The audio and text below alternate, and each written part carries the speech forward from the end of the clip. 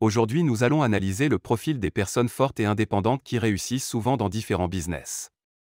Vous vous retrouvez dans des rôles de leader. Les personnes indépendantes ont l'étrange tendance à se retrouver constamment dans des rôles de leader, même lorsqu'elles n'en ont pas l'intention. Et ce, quelle que soit la situation, il peut s'agir d'un nouveau projet au travail, ou même de quelque chose d'aussi insignifiant que la planification d'un événement dans un jeu en ligne. Quoi qu'il en soit, vous vous retrouvez constamment à diriger d'autres personnes, et vous aimez ça. Pourquoi? Parce que les personnes indépendantes ne s'arrêtent pas pour penser à ce que les autres peuvent penser. Vous prenez des décisions rapidement et facilement, car vous pouvez penser objectivement et sans vous soucier des autres. Vous savez comment prendre les choses en main et organiser les gens, parce que vous savez ce qu'il faut faire pour que le travail soit fait. Vous n'avez pas de problème à dire non. Certains d'entre nous ont beaucoup de mal à dire non aux autres. Nous ne voulons décevoir personne, et même si cela nous dérange, le simple fait de faire plaisir à une autre personne nous fait nous sentir mieux que de faire quoi que ce soit pour nous-mêmes. Pourquoi? Parce que nous sommes dépendants de l'opinion qu'ils ont de nous. Mais vous n'avez pas peur de dire non aux gens, même si cela signifie blesser ou décevoir ceux qui vous entourent. Vous avez la force de dire non lorsque quelque chose vous dérange, et les gens respectent cela chez vous. Vous ne ressentez pas le besoin de vous faire passer en second tout le temps, et vous n'avez même pas besoin de vous expliquer. Vous planifiez vos week-ends seul. Vous aimez sortir seul. Pourquoi? Parce que vous aimez faire ces choses. Certaines personnes se sentent timides et même effrontées lorsqu'elles doivent se rendre seules dans un endroit, se demandant si les gens les jugent parce qu'elles sont seules et n'ont pas d'amis. Mais vous ne vous souciez pas de tout cela, votre idée d'un bon moment est de faire quelque chose qui vous rend heureux, avec ou sans autre personne. Vous avez plus ou moins de projets pour l'avenir. L'indépendance s'accompagne d'un sens aigu de la personnalité, et ce sens aigu de la personnalité s'accompagne de la nécessité de planifier son avenir.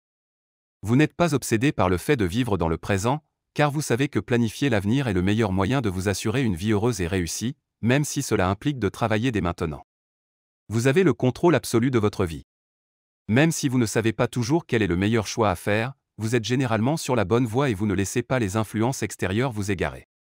Vous êtes plus heureux tout seul. Trop de gens ont oublié, ou n'ont jamais compris, ce que signifie être heureux tout seul.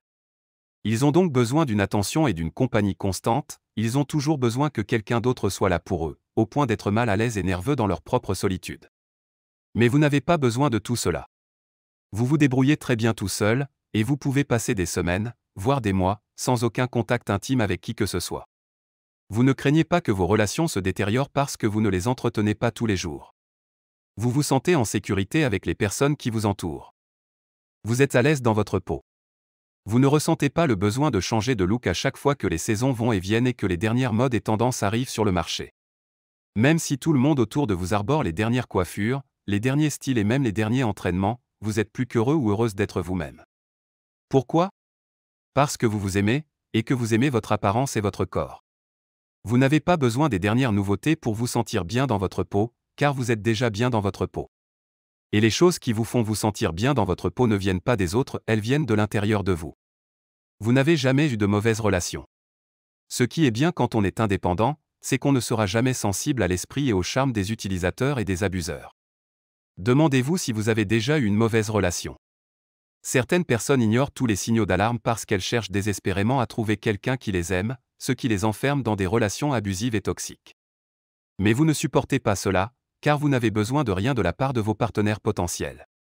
Même si c'est formidable d'être dans une relation amoureuse, vous n'avez pas besoin d'une relation amoureuse pour vous sentir une personne à part entière, et cela signifie que vous êtes 1000 fois plus sélectif et plus prudent lorsque vous choisissez la personne que vous appelez votre partenaire. Le revers de la médaille est que vous savez ce que votre partenaire veut vraiment pour être heureux et épanoui. Vous êtes la personne à qui les gens s'adressent. Pour une raison quelconque, vous êtes la personne sur laquelle les gens peuvent compter. Vous êtes la personne responsable dans vos groupes d'amis, vous êtes la personne à qui l'on confie les grands comptes au travail, vous êtes la personne vers laquelle les gens se tournent lorsqu'il s'agit de régler des problèmes et de chercher des solutions. Les gens gravitent autour de vous parce qu'ils savent que vous êtes fiable et digne de confiance. Les gens savent qu'ils peuvent vous faire confiance pour faire avancer les choses.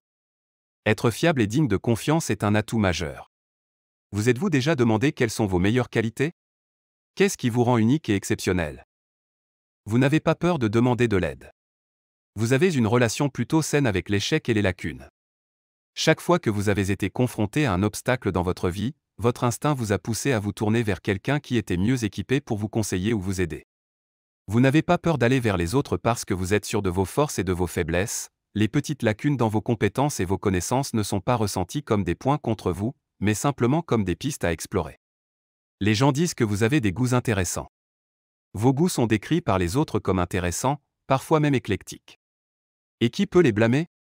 Vous n'avez pas peur d'admettre ce que vous aimez vraiment. Au lieu de choisir l'option populaire, vous aimez expérimenter. Vous n'avez pas peur de découvrir ce que vous aimez vraiment en matière de médias, de nourriture et d'expérience. L'idée de passer une journée seule à regarder des films obscurs ou à visiter un endroit que vous n'avez jamais vu auparavant est très excitante. Cela ne vous dérange pas vraiment si vous n'avez personne avec qui partager vos hobbies. En fin de compte, vous appréciez ces choses pour ce qu'elles sont, et non parce que vous avez une communauté ou des gens avec qui les apprécier. Vous observez et apprenez sans cesse.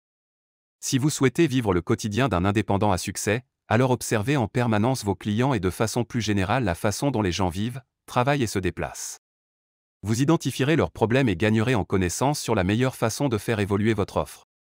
Vos idées et vos nouvelles prestations n'en seront que plus adaptées à leurs besoins. Comportez-vous sans cesse comme un apprenant, que cela concerne votre activité professionnelle, les technologies et la nature humaine. Intéressez-vous aux innovations dans votre environnement professionnel. Des business entiers peuvent être remis en cause par une simple technologie. Enfin, intéressez-vous à l'humain. À l'heure où tout s'automatise, le monde va cruellement manquer de véritables commerciaux. Humainement parlant, de personnes capables d'empathie, qui analysent les attentes d'un interlocuteur et qui y répondent au mieux. Vous n'êtes pas seulement occupé, vous êtes bien occupé. Une habitude des entrepreneurs à succès est de distinguer être occupé et travailler pour son business. Il existe une grande différence entre les deux approches. D'un côté, on peut être actif sans influencer ses résultats, ni sa marge. Courir d'un projet à un autre sans finalement savoir si l'action est bien rentable. De l'autre côté, la bonne méthode, il est utile de passer un temps, même limité, sur des sujets à fort impact sur votre business. Être actif de façon utile, c'est passer du temps sur ses tarifs, ses modes de facturation, voir comment améliorer son offre, ou économiser, ou facturer plus. L'effet de levier peut être immédiat. Vous faites du sport et vous avez une bonne alimentation. Vous savez qu'on est ce que l'on mange. Vous mangez du fast-food à longueur de journée, il est certain que vous serez lourd et que votre cerveau n'aura pas les ressources nécessaires pour réussir. En fait, la vérité c'est que je n'ai pas entendu un seul entrepreneur prospère qui ne fait pas un peu d'exercice ou de sport. Voyez autour de vous. C'est vraiment très rare une personne qui se laisse aller et qui réussit dans son business. En général, cela va de pair. En tant qu'entrepreneur, vous devez comprendre que vous pouvez faire dépendra en grande partie de votre énergie et de votre motivation. Or, comme vous le savez, le sport est un moyen, comme on dit, de garder la forme. Si ce n'est pas le sport, cela doit être au moins l'alimentation. Oui, cela vous permet de préserver votre énergie et de vous donner la patate dont vous avez besoin pour réaliser vos objectifs. Vous n'avez pas besoin de passer 2 heures par jour à la salle ou d'avoir un régime super strict, mais vous devez prendre un peu de temps pour faire de l'exercice et manger sainement. En ayant la forme physique comme priorité absolue, vous aurez plus d'énergie, de vitalité et un esprit plus clair lorsque vous retournerez au travail. En oxygénant le cerveau, l'activité physique permet de le stimuler, renforçant ainsi la mémoire, mais aussi d'entretenir nos fonctions cognitives, c'est-à-dire notre capacité à nous concentrer, à acquérir des connaissances, à raisonner, à utiliser nos facultés de coordination. L'activité physique est une source de plaisir et de satisfaction qui développe la confiance en soi, restaure l'estime de soi et contribue largement à notre bien-être et à notre qualité de vie. Les vertus de la marche, par exemple, ne sont plus à démontrer. En amplifiant la respiration et donc l'oxygénation, elle peut aider à apaiser nos émotions et génère un calme intérieur. Et puis le rythme qui s'installe permet un dialogue avec nous-mêmes. Nous repensons à des événements de notre journée, aux personnes que nous aimons, même à celles avec lesquelles on a échangé quelques mots la veille, et à passer en revue des séquences de notre vie. Les chercheurs estiment que la marche permet également de surmonter les moments de tristesse et même les petits états dépressifs. Donc, au bout du compte, prendre soin de son corps est un investissement dans sa propre entreprise.